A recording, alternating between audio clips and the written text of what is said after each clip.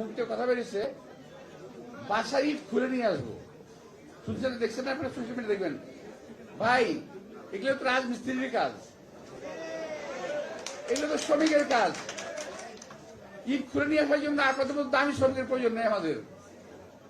আমাদের শ্রমিক আছে, আপনারা ইট খুলতে যাবেন না, তার হাতটা ভেঙে দিতে পারে। তো দয়া করে কোন রকম সমস্যা তৈরি করেন না, দেশের মধ্যে কোন রকম অরাজকতা সৃষ্টি করেন না। নতুন সরকার 18 বছরের পরে একটা সরকারের গণতান্ত্রিক ভাবে কাজ করতে দেন, তারপর আপনার আগামী নির্বাচনে বিবেচনা করেন যে এই সরকারকে রাখা যায় কিনা। আগামী নির্বাচন, এখন না, দেরি আছে, অপেক্ষা করেন। আমি আপনাদের সবাইকে আবারও শুভেচ্ছা জানিয়ে এবং এই আজকের এই মাহফিলের মাধ্যমে আমি বলবো, যারা এই সরকারকে পতনের জন্য চেষ্টা করছেন এখন থেকেই, তারা দয়া করে একটু ঠান্ডা থাকেন।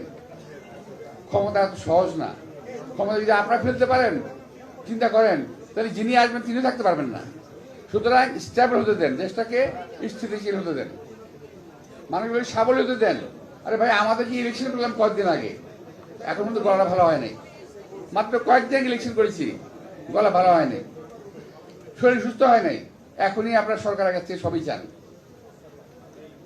বিগত সরকারের দোষগুলোকে আজকে সরকারের উপরে চাপিয়ে দেওয়ার চেষ্টা করবেন না। আমার সবচেয়ে বড় অনুরোধ, বিগত সরকারের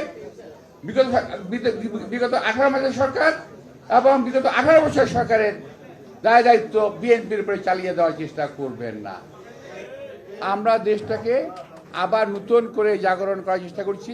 যেমনি শহীদ রাষ্ট্রপতি জিয়া রহমান করেছিলেন, যেমনি দেশনেত্রী বেগম খালেদা জিয়া এই দেশ গড়ে তুলেছিলেন, ইনশাআল্লাহ দেশনায়ক তারেক রহমানও এই দেশকে আবারও সুন্দর করে গড়ে তুলবেন, সকলকে সঙ্গে নিয়ে। সবাইকে ধন্যবাদ। আসসালামু আলাইকুম।